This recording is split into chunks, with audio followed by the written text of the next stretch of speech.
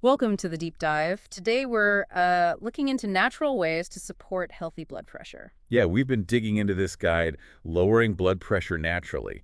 It's written for patients, so pretty practical. Exactly. And our goal here is just to pull out some useful, actionable things for you, nice and clear.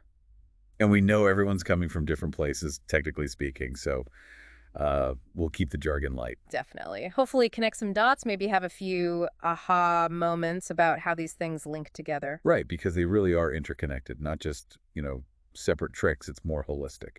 Okay, so let's dive in. First up in the guide is fasting. Sounds a bit intense, maybe. Well, yeah, it can sound that way. But we're talking intermittent fasting or maybe longer fasts, but carefully. So what's the link? Fasting and blood pressure. The guide suggests it can impact a few key things, like potentially reducing insulin resistance. Okay, insulin resistance. That's when your cells aren't responding well to insulin. Exactly. And that can tie into blood pressure. The guide also mentions possibly lowering inflammation, helping with weight management. Right, which all sounds like good news for the cardiovascular system. For sure. But, and this is really important, the guide stresses talking to your doctor first, especially for longer fasts. Start slow. See how you feel. Good caveat. Okay, next big one.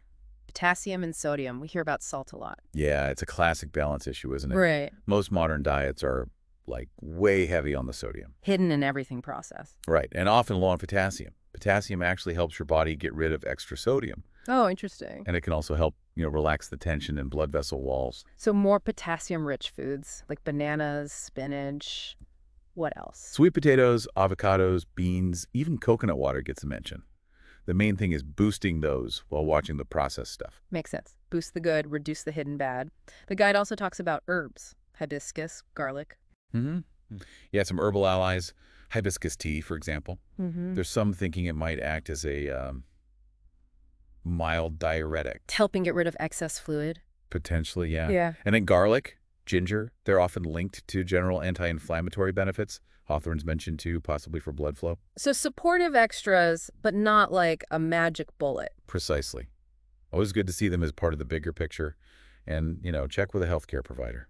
Got it. Okay, mindful eating comes up too with the DASH diet principles. Yeah, dietary approaches to stop hypertension. It's less a diet and more a healthy eating pattern, really. Lots of vegetables, lean protein, whole grains. Healthy fats, yeah. It's about sustainable, nourishing food.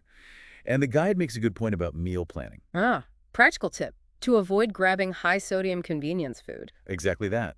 Planning helps you stay consistent. And consistency seems key. Which brings us to stress. Big factor. Huge.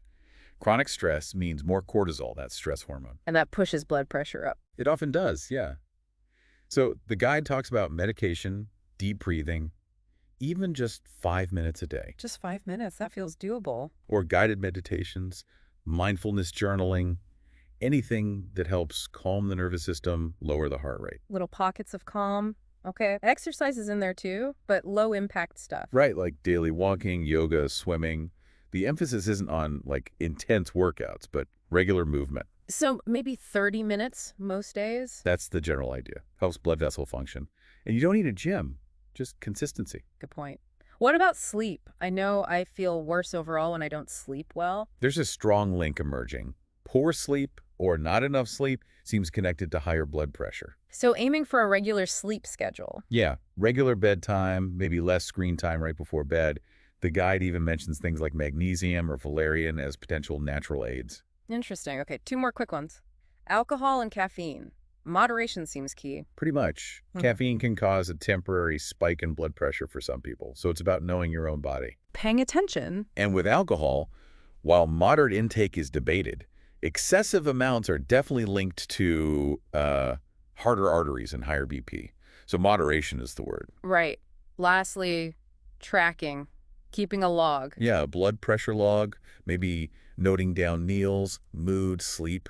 It sounds simple, but it can be really powerful. Oh, so? You start seeing patterns, identifying your personal triggers, seeing what changes actually make a difference for you. It's empowering. I can see that. Maybe finding a health buddy or group for support, too. That's mentioned as well, yeah.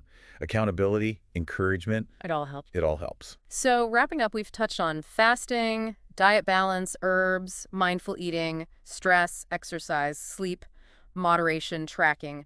Quite a few angles. And they all weave together, don't they? Small, consistent steps in these areas can really add up. It's about supporting the body's natural balance. It really seems that way. Okay, so here's a thought to leave everyone with. Considering all these natural approaches we just discussed, Yeah. what's maybe one small, realistic change you could try incorporating this week? Just one thing to start exploring. How diet, movement, stress, how they interact for your own well-being. Even a tiny step could be the start of something quite positive. Thanks for taking this deep dive with us.